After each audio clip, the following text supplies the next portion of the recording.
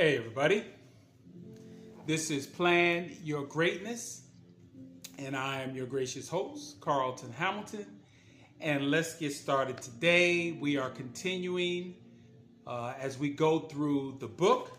Let me go ahead and put this book up here so you can see it. This is the book right here, Plan Your Greatness. No, How to Plan Your Greatness. This is on Amazon. You can go right now. I'm probably going to put a link in the description. But yeah, you can go get this book on Amazon. And while you're there, you're going to see one of my next books right here. This is Fair Exchange: Conversation with an Uber Driver. It's a real quick read, but it's a really good read. I'm going to put the link down in there for the big book. And while you're there looking around, you just put my name in there, Carl Hamilton, How to Plan Your Greatness, and you'll be able to find that book along with the original book as well. So that's what we're talking about. We're going through every chapter, every section of the book, and I'm going to talk a little bit about it. And this one, this is what is called the preface. Now let's look at the definition of that before we get into it. The preface is an introduction to a book. Typically, it is stating its subject, scope, and aim. So in the preface, I kind of give you an idea of like what the book is about. And how I do it in this book, I make reference to a really powerful movie that I watched.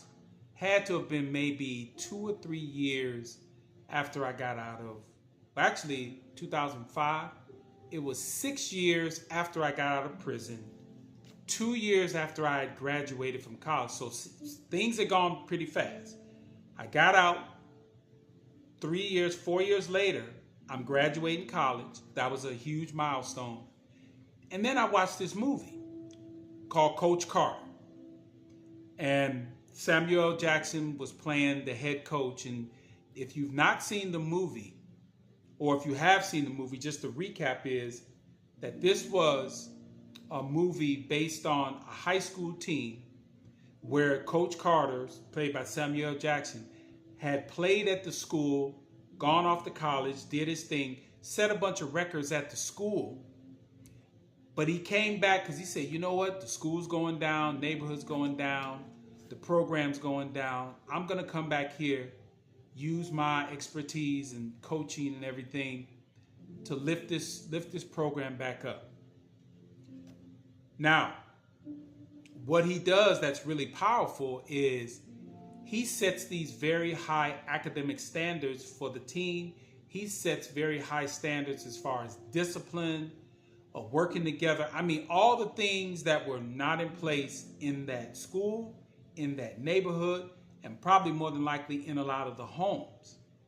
And so the team goes on this winning streak. And so they're undefeated, probably halfway through the season. And then the reports come in. The progress reports, the grade reports come in. And so what he does is he locks the gym. He said, nope. He said, if you guys are not going to uphold your agreements. Now, what he had done, he had gone to all the parents. And I remember doing this when I started coaching little kids because I wanted to see what sort of involvement I was going to have from the parents. So he had the parents and the students agree to this. They were going to have certain academic standards, and it wasn't super high. He didn't tell all the kids, you know, you're all going to have 3.0, but I think as a collective team, he said that we're going to have a collective grade point average of like 2.75 or what 2.5.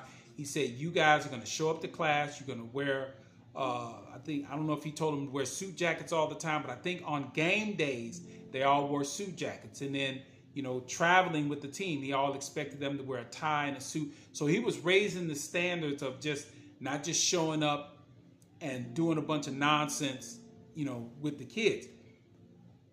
But what happened is the kids fell below his standards. So he locks the gym. Now, by that time, the whole community had gotten behind the team. And they were like, wait a minute. What are you doing? These guys are undefeated. They're the hottest ticket in town. And I remember one of the other powerful moments was in the movie was that he was talking to the principal and one of the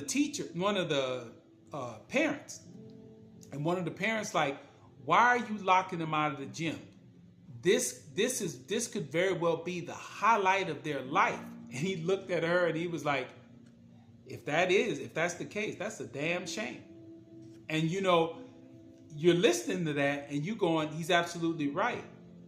And we have too many people walking around the earth that the greatest time that they spent in life was their high school experience, whether they were an athlete or they just was like big man on campus for whatever reason, that if you have somebody holding on to that high school memory and those are the greatest memories that they've had, man, that's a sad existence. And that's what he was sharing with I think the principal and that parent, is that we don't want this to be the greatest experience of these kids' life. We want these kids to go on and do greater things, do things in the community, become high school graduates, because that school, I think at that time in the country, had one of the lowest high school graduation rates in the country. And if it wasn't in the country, it was in the state of California. And if it wasn't in the state of California, it was definitely in that Oakland, Alameda area, as far as the city, as far as how the school was doing. I think they were right outside of Oakland. There was like a suburb outside of Oakland called Richmond.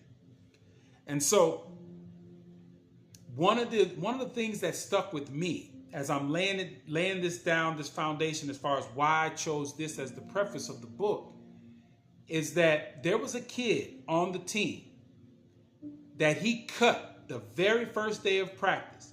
He didn't want to listen to the coach, and he challenged the coach. And Coach Carter, Samuel Jackson, was like, man, get out of here, man. I can't run a team. If you think you're going to talk to me as an adult, as a coach of the team, get out of here. You're off the team. So he kicks him off the team. Well, as the team is going through their winning streak, the movie cuts to clips of this kid being all out in the streets, doing his thing, slinging dope. And then finally, one night, it's raining, he's wet, he dang near got shot, and he stops at the coach's house and he's just like, hey, coach, you got to help me.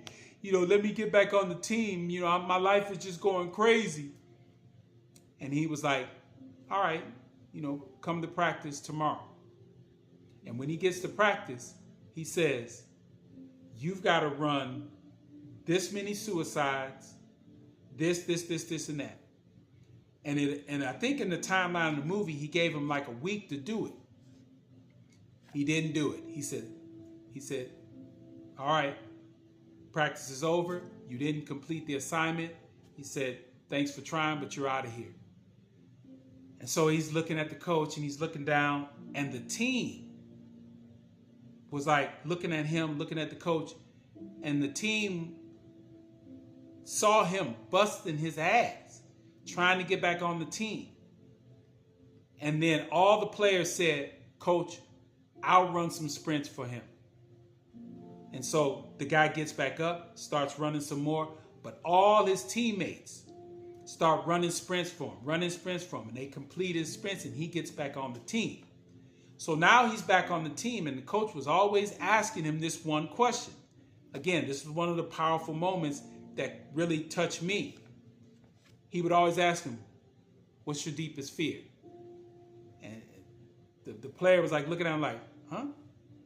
He'd always ask him. There were moments where he was getting ready to go in the game. And he said, what's your deepest fear? And he's like, what? And so now I'm going back and forth a little bit. Now, as we fast forward, they lock the gym and they don't let the team play. So they have to have this vote. So the district and the parents have to vote, and they voted, screw you, coach. We're gonna say that you better open the doors. You better let this team finish, because they had missed a bunch of games, and so they got these losses. The teams wouldn't have beat them, but they lost because they couldn't play. So the board votes. They say, okay, unanimous to vote. We getting this team. All the parents are like, yeah, forget you, coach. You can't, you robbing our kids of this opportunity to to have this great season. So Samuel L. Jackson, he walks out of the meeting and he's like, all right. So now he's heading back to the school, and apparently this was probably, the vote and everything probably took place on a Friday. So or a couple of days or whenever it happened, he's going back to the gym because he had locked the gym up. So he's going back with this box to unlock the gym, and he notices that the lock is off the thing. The gym is open, so he pulls open the door, and he sees a makeshift classroom in there. The whole team is in there sitting at these desks, and there's all these teachers and tutors and everything that are working with the students.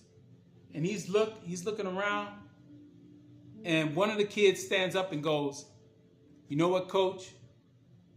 They can unlock the gym, but they can't force us to not to do what we signed up to do, which is honor these contracts."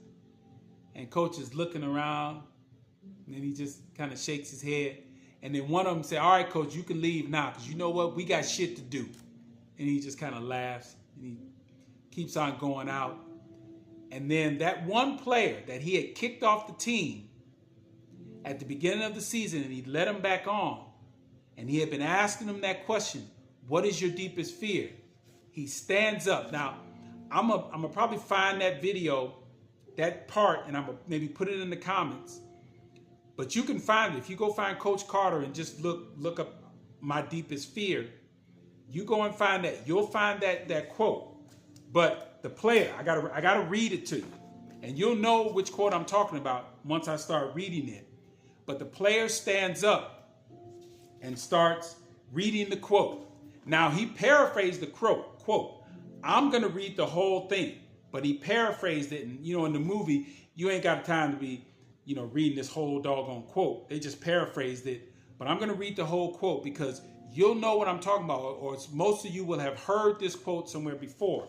He jumps up and he's looking right at the coach, and he had memorized this quote. He said, "Our deepest fear is not that we are inadequate. Our deepest fear is that we are powerful beyond measure." Now, I know some of you have never heard the whole quote. You've only heard pieces of it. And I'll make the connection a little bit later on. Is that it is our light, not our darkness, that most frightens us. We ask ourselves, who am I to be brilliant, gorgeous, talented, and fabulous? Actually, who are you not to be? You are a child of God. Our playing small does not serve the world. There is nothing enlightened about shrinking so that other people won't feel insecure around you. We are all meant to shine as children do.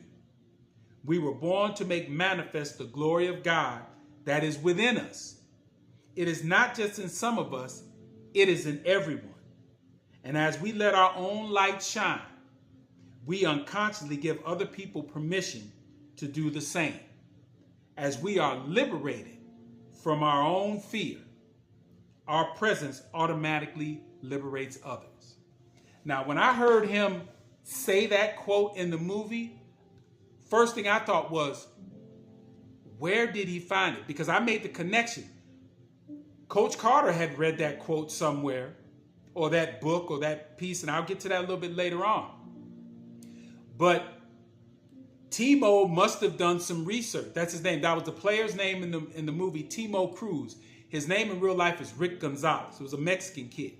Timo Cruz did some research and found that quote and memorized it. And so then I start looking. I said, where did that quote come from? And I found it, and it comes from that quote comes from 1992. It was in a book called A Return to Love, a Reflections on the Principles of A Course in Miracles. And the Course in Miracles, it's a big, thick, I have that book somewhere. It's a big, thick recovery book. And the person who wrote the book, A Return to Love, on the Principles of A Course in Miracles, that was Marianne Williamson. Now, some people think she's crazy as cat shit. And that's the lady who was running for president. I think the last one with Biden and all the other stuff. She was out there just doing all kind of crazy. I think it was either Biden or it was Trump. Man, she was out there saying all kind of stuff. But in that book, she's become very famous as a motivational speaker because evidently, if you know her story, she went through all kind of stuff, doing drugs all over the place, living in, just kind of living off the grid and doing all this other stuff. And so when it was time for her to turn her life around, she ended up reading this book called A Course in Miracles, which I think she was on drugs and everything. This book straightened her life out. So she wrote her reflections on what that book meant to her. And in that book, she wrote that quote. Okay, so I was inspired by that. So that's why I use that movie and that quote in the book, because it inspired me as far as telling my story, because I love that quote. My deepest fear. Once I got over that and really understood that everybody on this planet should be trying to stand as tall as they can. And that's what she's saying. Why would you shrink to try to make other people feel better? Your objective is to be the best version of yourself, so that in a sense, the people that it's going to liberate, those people that's going to liberate. If somebody wants to look at you for trying to be the best version of yourself and they're finding ways to try to shoot you down, that's not somebody you're really going to help. And what it does, and what I've learned in a lot of instances, is that when you become the best version of yourself, people have a choice to do one or two things. They either going to make excuses, either going to try to shoot you down, or it's going to make them really look closely at themselves and say, you know what? I need to do better. And that's what you're hoping that it does. But either way, the ones that are continuing to make excuses, just let them go. But the ones that you inspire by them seeing you be your best, and it inspires them to be your best, to me, that's what we're supposed to be doing. Now, the other thing is that what I took from that movie and that quote is, we do have control. Regardless on how painful our life may get to, the reality is we are old enough, and most of us are smart enough to know that we do have control. Some of us are just using excuses. Oh, the government, or this, or that. All these excuses not to do anything. But the reality is you do have control over everything that is happening in your life, whether you want to admit it or not. And whatever's happening at that moment, we can change the narrative by simply the way that we speak about ourselves, how we think about ourselves, and then the action that we take from the speaking and the thinking. We can change that narrative. And again, I am an example of somebody who took control of his life early, but then when I had that injury, I started making excuses. I started looking around and saying, why me? Why is this happening to me? And the more I said that, the more my life spiraled out of control. But then one of the greatest things that happened was that I got locked up. And once I got locked up, I had to look around and say, hey, what are you doing? You got two choices. Either you're going to continue down this path, make a bunch of excuses, and just go really off the rails, or you're going to take this moment and say, I am going to become the best version of myself. Because I remember when I got out of prison, one of the things I said to myself, and I'll revisit this quote or this point in time, is when I was walking out of prison, I said, I don't know how this thing is going to turn out, how my life is going to turn out. But I'm going to spend the rest of my life trying to figure this thing out. And I've done a pretty good job as far as cleaning myself up, becoming a business owner, a father, a college graduate. And I'm creating content. I've written books. I've done a pretty good job. But because that was such a lofty goal of just saying, I'm going to spend the rest of my life figuring this out, I am always still trying to figure things out as far as what to do, what to have in my portfolio, how to approach business, how to approach being healthy. My dad's 88 years old. And I always look at that and I go, I have to live at least to his age, to me, in my mind, to be happy. You know, I shouldn't necessarily say it like that, but I want to live to at least be his age and a little further. Whenever he's 88 now, this man could live another 5, 10 years. Who knows? However he lives, I want to beat that. And that means that I need to take care of myself. So again, I am spending the rest of my life figuring this thing out as far as health, wealth, how to properly have the mindset, and maybe how I can influence other people. But again, you get to change the narrative. And how you do that, you need to ask yourself, and I said this before, you need to ask yourself the 3 most important questions that I believe anybody who is successful has asked. What do they want? Why do they want it? And they have a clear image in their mind of what that's going to look like before it appears in the physical world. And when you do that, when you take those steps, you are absolutely planning your greatness. All right? This has been the longest one that I've done so far, and it's, I'm having fun with this. But again, I'm going to close with what I close with every time I'm on here, and that is plan your greatness. You know why? Because no one else will. I'll see you guys all next time.